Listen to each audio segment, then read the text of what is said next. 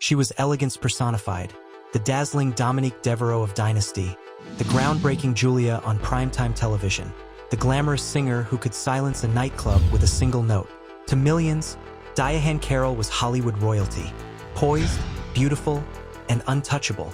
But behind the shimmering gowns and flawless smiles was a woman who knew heartbreak, betrayal, and loneliness.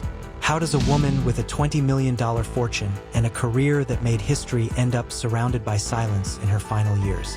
What truths lay buried in the shadows of her life, in the abandoned rooms of her past? This is the story of Diahann Carroll, the triumphs, the tragedies, and the untold battles she fought in private. Diahann Carroll entered the world as Carol Diahann Johnson on July 17, 1935, in the Bronx, New York, a city that thrummed with energy and possibility. Her father, John Johnson, was a subway conductor, a man whose work kept the city moving, but whose dreams stretched beyond the rumble of the tracks. Her mother, Mabel, worked as a nurse, tending to patients with skill and compassion. They were young, ambitious, and determined to carve out a life that felt bigger than the one they had been born into. But the arrival of their first child brought with it a new reality. Alongside the joy came expenses they hadn't fully anticipated: diapers, formula, doctor visits, and the endless hours of care that can quickly wear down even the most devoted parents. The couple still longed for the nights out in Harlem's jazz clubs, for fashionable clothes, for the carefree social life they had imagined as newlyweds. Parenthood, with all its responsibilities, felt like a sudden narrowing of the world. Their solution was as practical as it was painful. They decided to send baby Diahann to live with Mabel's sister in North Carolina. It was meant to be temporary, a way to give themselves a few years of freedom before settling into the demands of family life. But that decision, made when Diahann was too young to remember, would leave an invisible mark on her. In North Carolina, she was cared for and loved, but she was separated from her parents during her earliest, most formative years. When they eventually sent for her, bringing her back to New York, she returned not as a newborn but as a little girl, one who had already learned that love could be paired with absence. The family made their home in Harlem, where John and Mabel, perhaps out of guilt or simply deep affection, poured their energy into spoiling her. She became their princess, dressed in the finest clothes they could afford, adored and protected beyond measure. But those early years apart, combined with the royal treatment she received upon her return, would help shape the woman she became. Fiercely self-assured, accustomed to attention, and never afraid to expect more from the world. When they finally brought her back to New York, the family settled in Harlem. Whether out of guilt or pure love, John and Mabel spoiled their daughter endlessly. They called her their princess and treated her like one. She had fine clothes, constant attention, and a father who adored her beyond measure. But indulgence can shape character as much as hardship, and those who knew her later would say that being pampered from the start gave Diahann both her regal confidence and her tendency to expect the world to revolve around her. At New York's High School of Music and Art, she studied alongside future stars like Billy D. Williams. She excelled in class and in the arts, with her parents funding singing and dancing lessons to prepare her for the stage. At just 15, she began modeling for Ebony magazine. But Diahann and her parents wanted more: fame, film, and television. They pushed her to enter talent competitions, including Arthur Godfrey's Talent Scouts. After a brief stint at New York University, she decided college wasn't for her and threw herself into show business full-time. Her big break came in 1954 on Chance of a Lifetime. Dressed with elegance and brimming with poise, she won the top prize, $1,000, and kept winning for 4 consecutive weeks. Soon, she was performing at elite venues like Manhattan's Cafe Society. But there was a problem. As polished as she was, nightclub audiences found her too stiff, too careful. She lacked the raw sensuality of stars like Dorothy Dandridge or Lena Horne. Even so, her manager urged her to audition for Carmen Jones.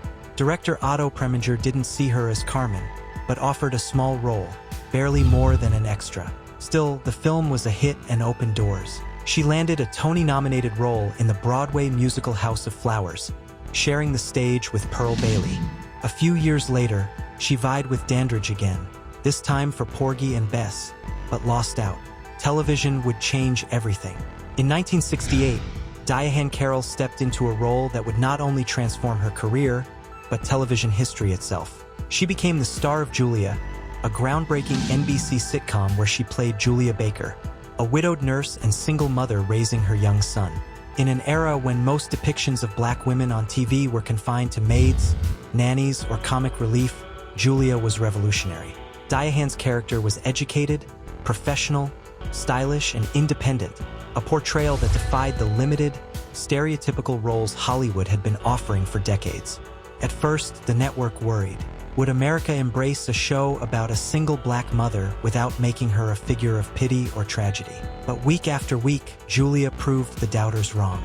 Audiences tuned in not to watch a black sitcom, but to watch a warm, witty, and heartfelt story about a mother and her son. The show earned Carroll a Golden Globe Award and multiple Emmy nominations, cementing her status as a household name. Yet Diahann was never content to stay in one lane. She sought roles that challenged her, that demanded more than just delivering lines with charm.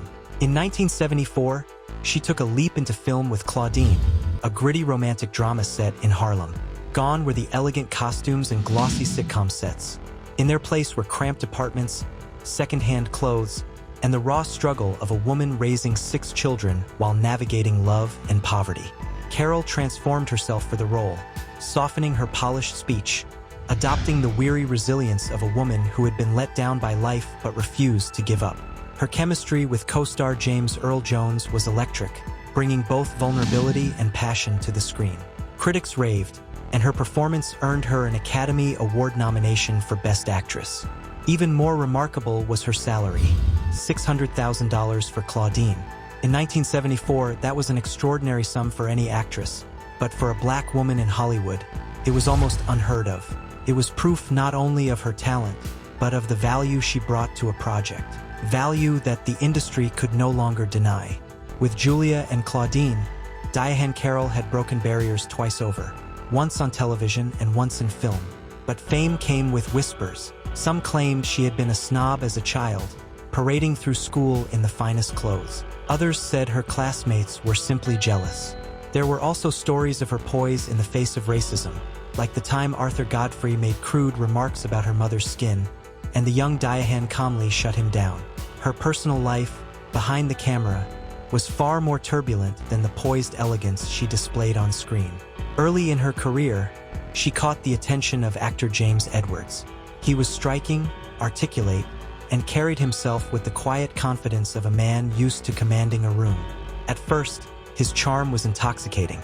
He seemed worldly, protective, and genuinely interested in her dreams. But as the months passed, that charm revealed a darker edge. His interest turned possessive, his flattery edged with control.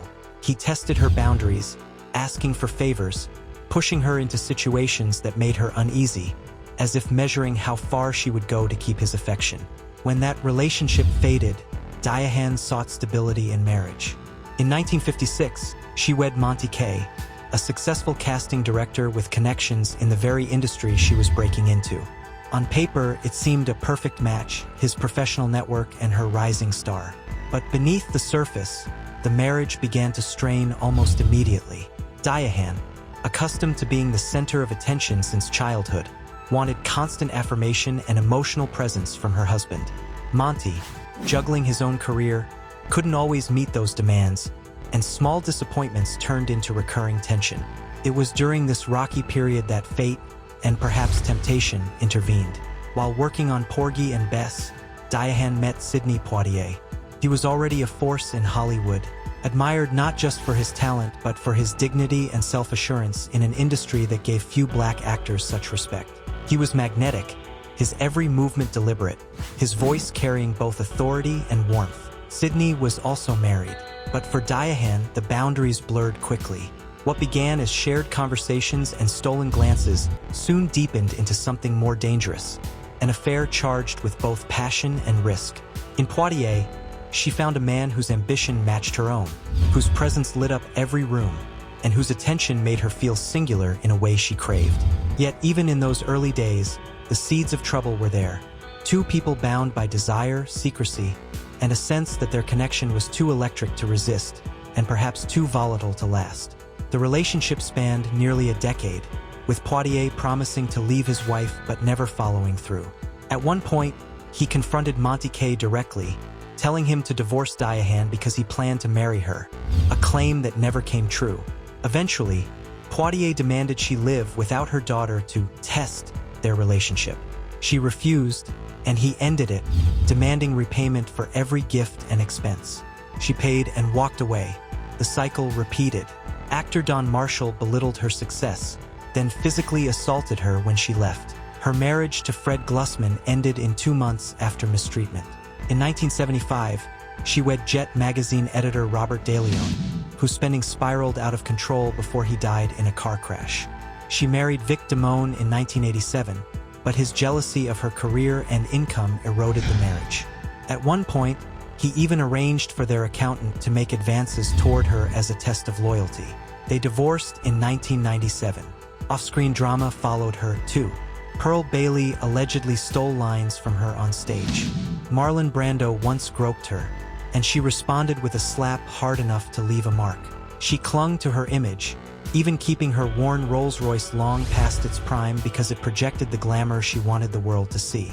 In 1997, Carroll was diagnosed with breast cancer. She fought it into remission, continuing to work in supporting roles. But in her later years, cancer returned, accompanied by dementia. On October 4, 2019, Diahann Carroll died at age 84.